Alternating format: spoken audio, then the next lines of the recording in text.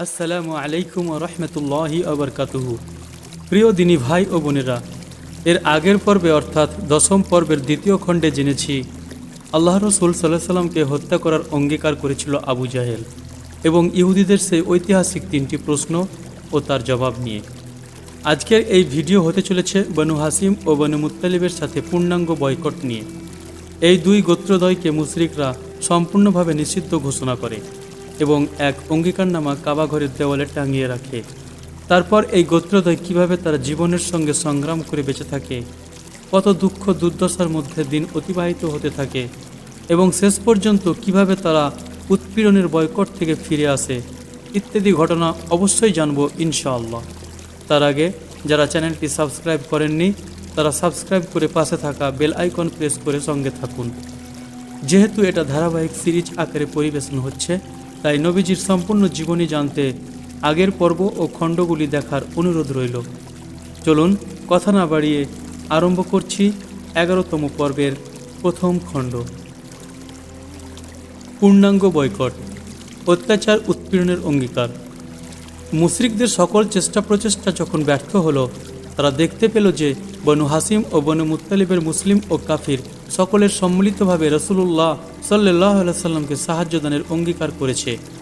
এসব কারণে মুশরিকগণের হতবুদ্ধিতা আরও বেড়ে গেল।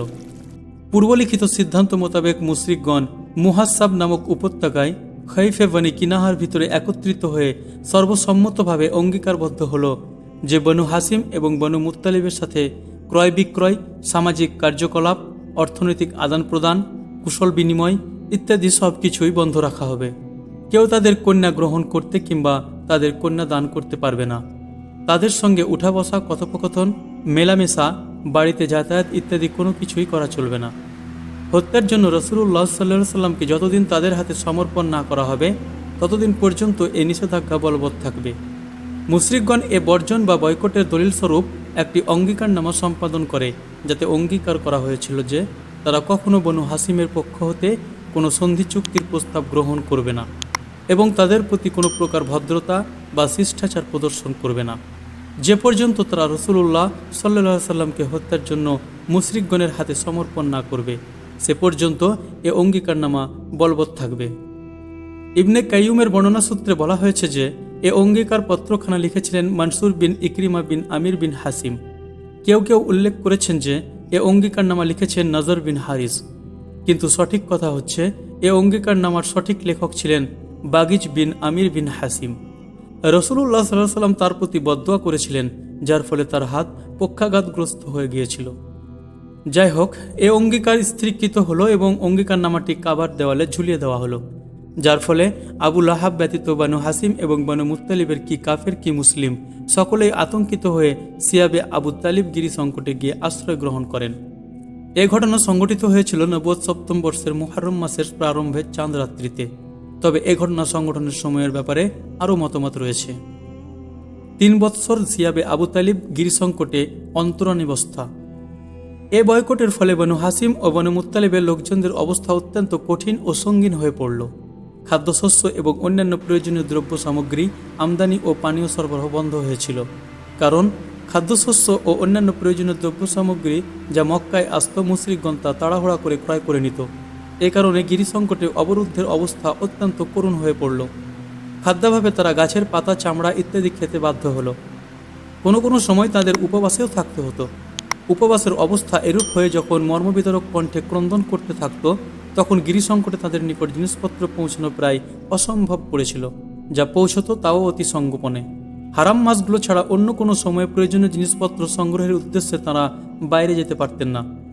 অবশ্য যে সকল কাফেলা মক্কার ভেতর থেকে আগমন করত, তাদের নিকট থেকে তারা জিনিসপত্র ক্রয় করতে পারতেন, কিন্তু মক্কার ব্যবসায়ীগণ এবং লোকজনেরা সেসব জিনিসের দাম এতই বৃদ্ধি করে দিত যে গিরিসংকটবাসীগণের ধরাছোঁয়ার বাইরেই তা থেকে যেত।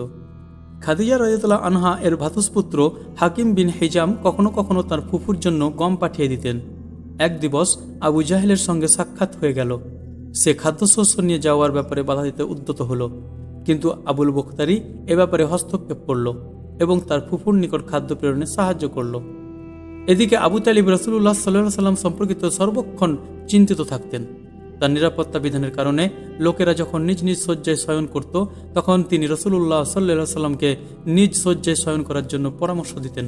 উদ্দেশ্য এই ছিল যে কেউ যদি তাকে হত্যা করতে ইচ্ছুক থাকে তাহলে সে দেখে নিক যে তিনি কোথায় শয়ন করেন। তারপর যখন লোকজনেরা ঘুমিয়ে পড়ত, তিনি তার শয্যাস্থল পরিবর্তন করে দিতেন। নিজ পুত্র, ভাই কিংবা ভ্রাতুষ্পুত্রদের মধ্যে থেকে একজনকে রাসূলুল্লাহ সাল্লাল্লাহু আলাইহি সাল্লামের শয্যায় শয়ন করার জন্য পরামর্শ দিতেন এবং তার পরিত্যাজ্য শয্যায় রাসূলুল্লাহ সাল্লাল্লাহু আলাইহি সাল্লামকে শয়নের ব্যবস্থা করতেন।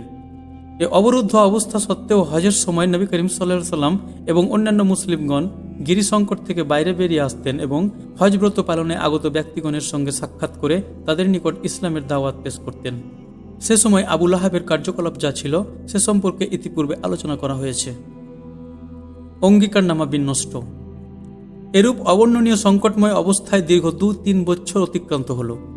এরপর নবুয়াত 10ম বর্ষের মুহররম মাসে লিখিত অঙ্গীকারনামাটি ছিন্ন করে ফেলা হয় এবং অত্যাচার উৎপীড়নের পরিসমাপ্তি ঘটানোর প্রচেষ্টা চালানো হয়, কারণ প্রথম থেকেই কিছু সংখ্যক ছিল এর বিপক্ষে। যারা এর বিপক্ষে ছিল তারা সবসময় সুযোগের সন্ধানে থাকত একে বাতিল কিংবা বিনষ্ট করার জন্য। অনেক ত্যাগ ও তিতিক্ষার মধ্য দিয়ে বছর 2 অতিক্রান্ত হওয়ার পর আল্লাহর রহমতে সেই অঙ্গীকারনামা বিনষ্ট করার মোক্ষম এক সুযোগ এসে যায় অবলীলাক্রমে। এর প্রকৃত উদ্যোক্তা ছিলেন বনু আমির বিন লুয়াই গোত্রের হিসাম বিন আমর নামক এক ব্যক্তি। রাতের অন্ধকারে এ ব্যক্তি গোপনে গোপনে শিয়াবে আবু তালিব গিরি সংকটের ভিতরে খাদ্যশস্যাদি প্রেরণ করে বনু হাসিমের লোকজনদের সাহায্য সহানুভূতি করতেন। এ ব্যক্তি একদিন জুহাইর বিন আবু উমাইয়া মাখজুমির নিকট গিয়ে পৌঁছলেন। জুহাইরের মাতা আতেকা হলেন আব্দুল মুত্তালিবের কন্যা এবং আবু তালিবের ভগ্নী। তিনি জুহাইরকে সম্বোধন করে বললেন, জুহাইর, তুমি এটা কিভাবে বরদাস্ত করছো যে আমরা উদর পূর্ণ করে তৃপ্তি সহকারে আহার করছি, উত্তম বস্ত্রাদি পরিধান করছি, আর বনু হাসিম খাদ্যাভাবে, বস্ত্রভাবে, অর্থাভাবে জীবনিদ্রিত অবস্থায় দিন যাপন করছে। বর্তমানে তোমার মামা বংশের যে অবস্থা চলছে তা তুমি ভালোভাবেই জানো। বনু হালিমার কথা শুনে ব্যথা বিজড়িত কণ্ঠে জুহাইর বললেন, সব কথাই তো ঠিক, কিন্তু এ ব্যাপারে একা আমি কি করতে পারি? তবে হ্যাঁ, আমার সঙ্গে যদি কেউ থাকতো তাহলে অবশ্যই আমি এ অঙ্গীকারনামা ছিঁড়ে ফেলার ব্যাপারে যথাসাধ্য চেষ্টা করতাম। হিসাম বলল, বেশ, তো এ ব্যাপারে আমি আছি তোমার সঙ্গে। জুহাইর বলল, বেশ, তাহলে এখন তৃতীয় ব্যক্তির অনুসন্ধান করো। এ প্রেক্ষিতে হিসাম মুতাইম বিন আদির নিকটে গেলেন। মুতাইম বিন হাসিম এবং বনু মুত্তালিবের সম্পর্ক সূত্রে আব্দে মান্নাফের সন্তানদের অন্তর্ভুক্ত ছিলেন। হিসাম তাদের বংশীয় সম্পর্কের কথা উল্লেখ করে তাকে ভর্ৎসনা করার পর বনু হাসিম এবং বনু মুত্তালিবের দারুণ দুঃখ দুর্দশার কথা উল্লেখ করে বললেন, বংশীয় ব্যক্তিদের এত দুঃখ কষ্টের কথা অবগত হওয়া সত্ত্বেও তুমি কিভাবে কুরাইশদের সমর্থন করতে পারো? মুতাইম বললেন, সবই তো ঠিক আছে, কিন্তু আমি একা কি করতে পারি? হিসাম বললেন, আরও একজন রয়েছে।